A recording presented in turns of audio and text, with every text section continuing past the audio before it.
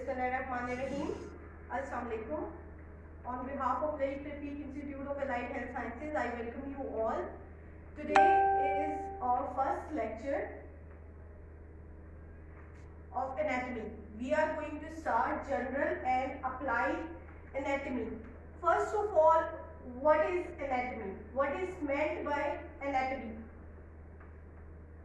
Anatomy is derived from a Greek word. It composed of two words, ana and tomi. Ana means apart and tomi means to cut. To cut apart is called anatomy. Cut करके जब हम dissect करके किसी भी living individual को उसकी body को open करते हैं और अंदर हमें जो भी स्ट्रक्चर नजर आते हैं उसकी स्टडी को, उसकी ऑब्जर्वेशन को हम एनाटॉमी कहते हैं. एनाटॉमी जब भी हम किसी चीज को स्टडी करते हैं दो चीजें, दो पॉइंट ऑफ व्यू है. एक उसका structure, second one is its function. The study of the structure is known as anatomy. The study of the function of a thing is known as physiology. Anatomy और physiology को आपने confuse नहीं करना है. Anatomy क्या है? Study of the structure. और physiology क्या है? Study of the function. कोई भी हम individual लेंगे, ह्यूमन बीइंग है, वो किन चीजों से मिलके बना हुआ है? बोन्स है, सिस्टम्स है, ऑर्गन्स है, सेल्स है, और उन सेल्स का, उन टिश्यूज का क्या फंक्शन है, बॉडी में उनका क्या रोल है. नेक्स्ट,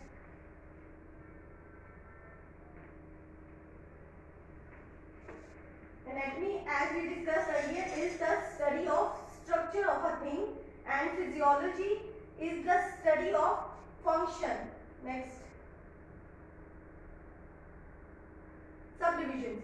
अब जब हम एनाटॉमी को स्टडी करते हैं तो हमने अपनी ईज के लिए, अपनी आसानी के लिए क्या किया है, उसको डिफरेंट ब्रांचेस में डिवाइड कर दिया है. तो मेनली दो ब्रांचेस में हमने उसको डिवाइड किया है. One is the gross anatomy और जिसको हम मैक्रोस्कोपिक एनाटॉमी भी कहते हैं, and second one is the microscopic anatomy. Macro and micro difference आप लोगों को पता ही होगा. माइक्रो मीन्स छोटा एंड मैक्रो मीन बड़ा.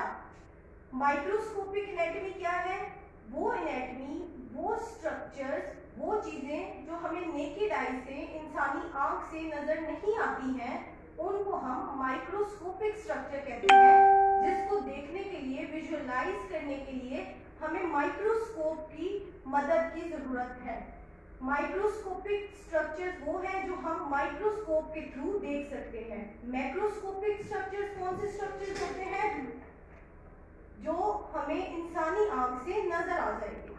ठीक है, तो जब भी हम एनाटॉमी को स्टडी करेंगे तो वो स्ट्रक्चर्स, वो चीजें जो हमें आंख से, इंसानी आंख से नजर आ रही है, विजुअलाइज कर सकते हैं, उनको हम मैक्रोस्कोपिक स्ट्रक्चर्स कहते हैं. और वो चीजें जो हमें इंसानी आंख से नहीं नजर आएंगी, जिसके लिए हमें माइक्रोस्कोप की जरूरत है, उसको हम माइक्रोस्कोपिक स्ट्रक्चर्स कहते हैं या माइक्रोस्कोपिक एनाटॉमी कहते हैं.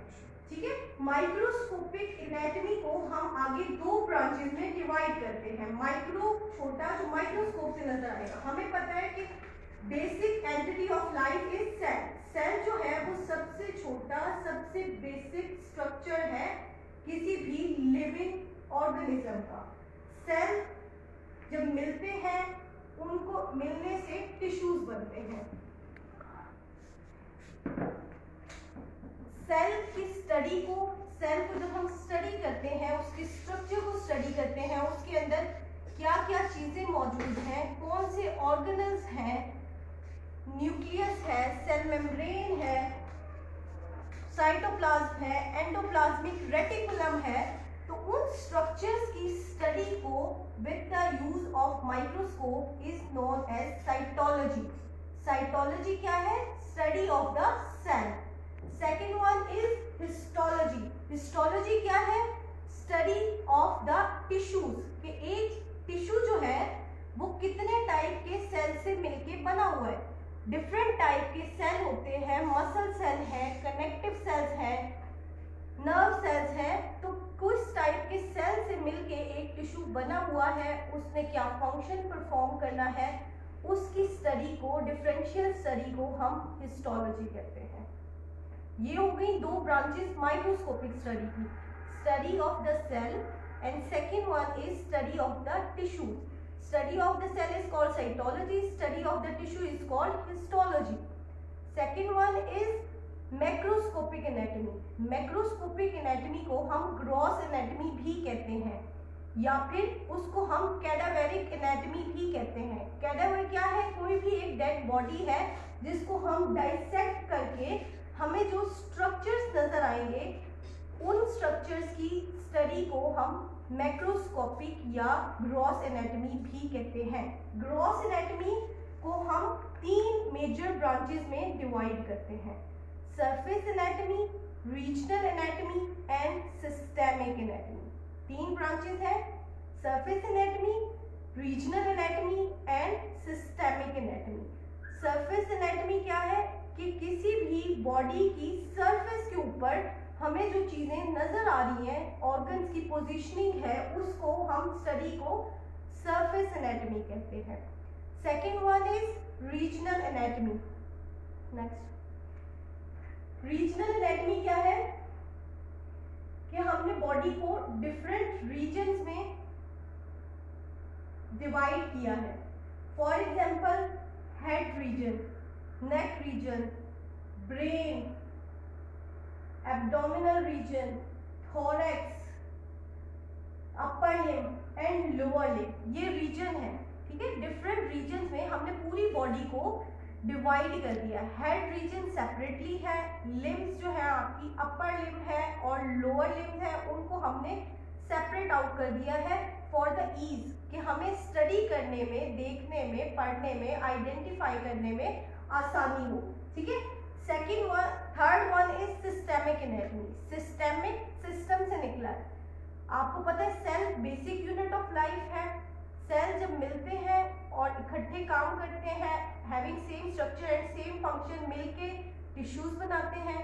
Different types of tissues combine होते हैं तो एक ऑर्गन बनता है, और डिफरेंट ऑर्गन्स जो है बॉडी के जब आपस में कोऑर्डिनेट करके और बॉडी का कोई भी एक फंक्शन परफॉर्म करते हैं तो that is known as a system. एक सिस्टम क्या है कि बॉडी के डिफरेंट ऑर्गन्स इकट्ठे कोऑर्डिनेट करके, कोरिलेट करके और बॉडी में एक फंक्शन परफॉर्म करवा रहे हैं। फॉर एग्जांपल रेस्पिरेशन है, डाइजेशन है, कम्युनिकेशन है, इंटरप्रिटेशन है, कोई भी चीज है, मूवमेंट है, जो बॉडी में एक काम हो रहा है डिफरेंट ऑर्गन्स की कोरिलेशन से, उसको हम सिस्टम कहते हैं। सिस्टेमिक एनाटॉमी में हम देखें अगर इंटेग्यूमेंट्री सिस्टम, इंटेग्यूमेंट्री सिस्टम क्या है? Skin, nail and hair system, उसको हम इंटेग्यूमेंट्री सिस्टम कहते हैं। Next one is skeletal system. Skeletal system क्या है? आप जब बोन्स को स्टडी करेंगे, बॉडी में कितनी बोन्स हैं, कहाँ कहाँ हैं, किन तरह से जॉइंट से जुड़ी हुई हैं, उनके साथ किस तरह से मूवमेंट पॉसिबल है, उसको हम स्केलेटल सिस्टम के अंदर आएगा। देन मस्कुलर सिस्टम, बॉडी में किन बोन्स के साथ मसल्स अटैच है, कौन से ऑर्गन्स के अंदर मसल लेयर, मस्कुलर लेयर मौजूद है, कौन से मसल बॉडी में वॉलेंट्री है, विच वंस आर इनवॉलेंट्री, उसको हम मस्कुलर सिस्टम के अंदर स्टडी करते हैं। Then nervous system. Nervous system क्या है कि ब्रेन तक मैसेज का जाना और ब्रेन से मैसेज आके और बॉडी में कोई भी रिस्पॉन्स शो होना, that is under the nervous system. Nerves आती हैं, इसमें आपका ब्रेन आएगा, स्पाइनल कॉर्ड आएगा। इन स्ट्रक्चर्स को जब हम डिटेल में स्टडी करेंगे तो उसको हम नर्वस सिस्टम के अंदर स्टडी करेंगे। Then cardiovascular system. Cardiovascular system क्या है? Transport of blood in the whole body. किसके जरिए जाएगा, कैसे जाएगा? हार्ट है, ब्लड वेसल्स है, कैपिलरीज है, वेन्स है, आर्टरीज है, उनके जरिए ट्रांसपोर्ट ऑफ ब्लड किस तरह से हो रही है बॉडी के डिफरेंट रीजन में, उसको हम कार्डियोवास्कुलर सिस्टम के अंदर स्टडी करते हैं। इसी तरह रेस्पिरेटरी सिस्टम है, लिम्फेटिक सिस्टम है, डाइजेस्टिव सिस्टम है, एंडोक्राइन सिस्टम है। एंडोक्राइन सिस्टम क्या है कि बॉडी में जितने भी ग्लैंड्स हैं उनकी सीक्रेशन है, उसको हम एंडोक्राइन सिस्टम के अंदर स्टडी करते हैं। डाइजेस्टिव सिस्टम इज फूड की इनटेक से लेके ऑफ फूड बॉडी में किस पाथवे से गुजरती है, उसके साथ कौन से एंजाइम, कौन से केमिकल्स फूड की डाइजेशन में इन्वॉल्व है, किस तरह से कार्बोहाइड्रेट, फैट्स, प्रोटीन्स की डाइजेशन हो रही है, उसको जब हम स्टडी करते हैं that is in the digestive system. Respiratory system क्या है? Respiratory system is the system which is involved in the respiration process। सांस लेने के अमल में एक्सचेंज ऑफ गैसेस के साथ कि सांस ऑक्सीजन को इनहेल करना, एयर को इनहेल करके उससे ऑक्सीजन को एब्जॉर्ब कर लेना और कार्बन डाइऑक्साइड को एक्सहेल आउट करवाना, that is under the respiratory system. Then urogenital system, urinary system and reproductive system. Urinary system में क्या है? किडनीज आती हैं आपकी, यूरेटर्स है, यूरेथ्रा है, यूरिनरी ब्लैडर है। It is involve in the production of urine, urine की प्रोडक्शन और बॉडी से टॉक्सिक सब्सटेंसेस, वेस्ट सब्सटेंसेस का एक्सक्रीट आउट होना। देन इज रिप्रोडक्टिव सिस्टम, उसमें क्या है कि रिप्रोडक्शन जो है वो इन्वॉल्व है और कौन कौन से ऑर्गन आएंगे। Now you can see in the diagram, इसमें क्या है, बॉडी के जो डिफरेंट रीजन्स हैं उनको सेपरेटली शो किया हुआ है। फॉर एग्जांपल हमने कहा है पहले head and neck reason. First one आप देख सकते हैं इसमें नंबर 1 जो है head and neck reason. Head and neck reason में जो से स्ट्रक्चर्स आएंगे उनको जब हम स्टडी करेंगे that is known as the head and neck region. Then brain, brain को हमने एक सेपरेट आउट कर दिया है, उसकी कंपोजिशन क्या है, किन चीजों से मिलकर बना हुआ है। Then superior extremity, extremity superior और इंफीरियर को जो हम कंसिडर करते हैं, सुपीरियर क्या है ऊपर वाला और इंफीरियर क्या है नीचे वाला, ठीक है। तो सुपीरियर जो है वो हम एक्सट्रीमिटी अपने अपर लिम्ब के लिए, superior extremity is the term use for the upper limb, या आपके हैंड के लिए जो यूज होती है टर्म उसको हम सुपीरियर एक्सट्रीमिटी कहते हैं। और जो लेग के लिए, ठीक है, यूज होती है या लोअर लिम्ब के लिए that is known as inferior extremity. Thorax region है आपका, उसके अलावा क्या है, एब्डोमेन रीजन है। एब्डोमिनल रीजन में कौन कौन से ऑर्गन्स आपके मौजूद हैं, उसकी स्टडी को, कौन कौन से फंक्शन को परफॉर्म कर रहे हैं, वो हम डिफरेंट रीजन की बेसिस पे सेपरेटली स्टडी कर सकते हैं। नेक्स्ट, उसके अलावा कुछ और डिविजन्स हैं, क्लासिफिकेशंस हैं एनाटॉमी की।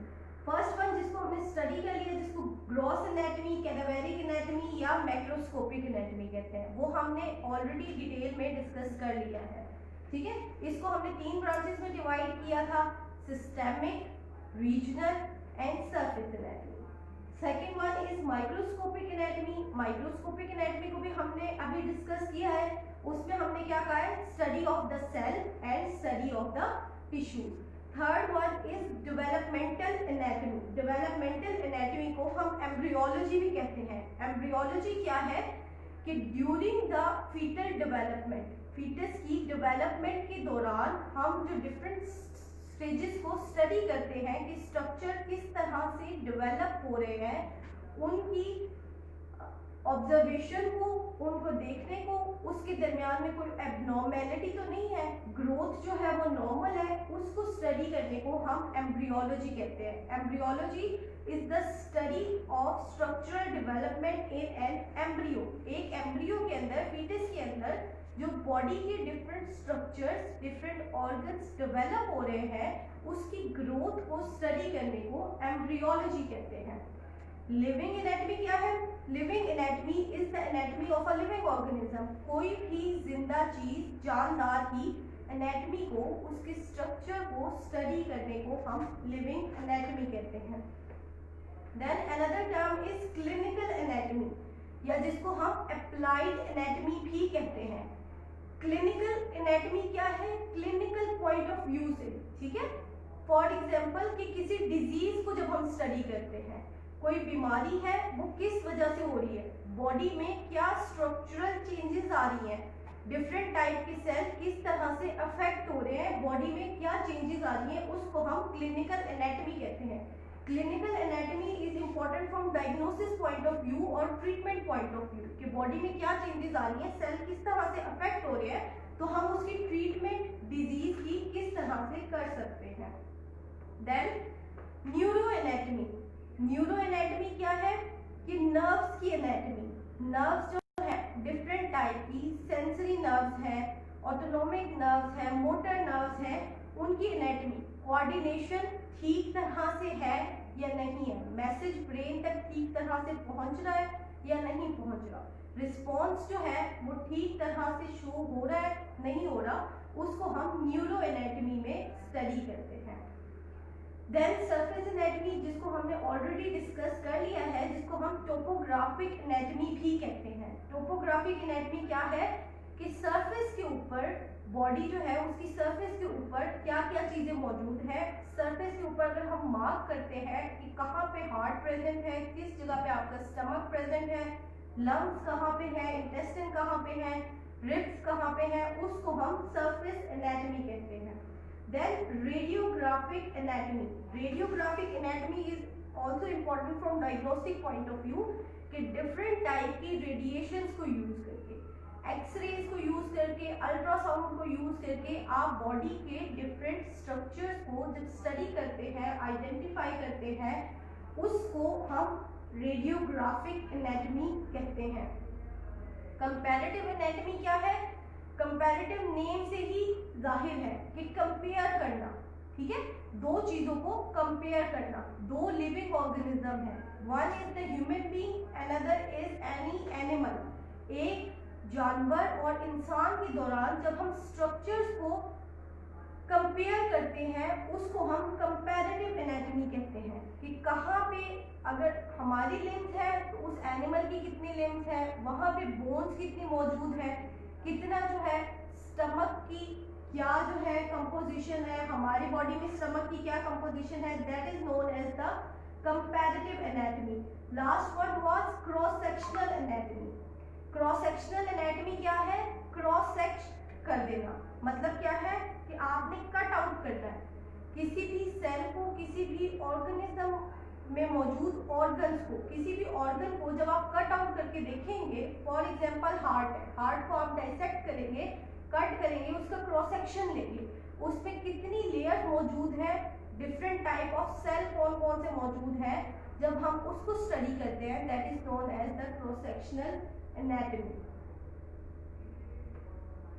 Next anatomical position. अब क्या है कि एनाटॉमिकल पोजीशन, एनाटॉमी के बाद, डेफिनेशंस के बाद, अब हम डिफरेंट पोजीशन पे कि बॉडी की कौन कौन सी पोजीशन हो सकती हैं। आज हम सिर्फ एक पोजीशन को स्टडी करेंगे, that is the standing upright position. Standing upright क्या है कि सीधे खड़े होना, ठीक है।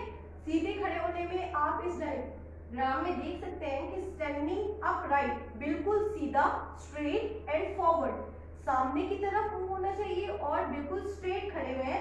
अगर कोई बॉडी या ह्यूमन बीइंग इस तरह है तो इसको हम स्टैंडिंग अपराइट पोजीशन कहते हैं। स्टैंडिंग अपराइट पोजीशन में अगर आप देखें तो क्या है, लुकिंग स्ट्रेट टुवर्ड्स होराइजन, सामने की तरफ और ऊपर की तरफ देखना, ठीक है। Then upper limbs hanging by the side of body. Upper limbs क्या है? हैंग हुई है by the side of the body, body के साथ में हैंग हुई है, लटकी हुई है। और क्या है कि पाम फेसिंग फॉरवर्ड, जो आपकी हथेली है वो सामने की तरफ फेस है, वो सामने की तरफ डायरेक्टेड है, ठीक है। Then lower limbs are parallel with toes pointing forwards. Lower limbs क्या है?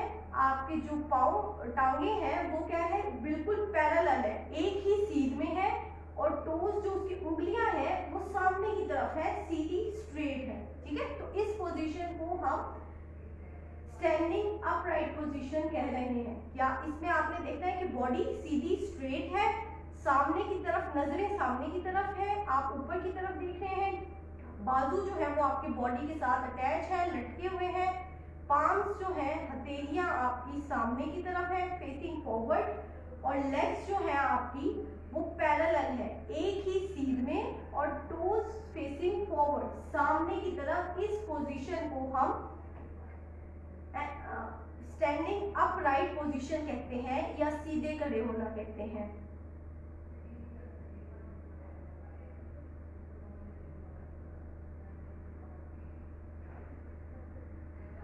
आज के लिए इतना ही काफ़ी है। कल हम इंशाल्लाह आगे यहाँ से ही आगे कंटिन्यू करेंगे।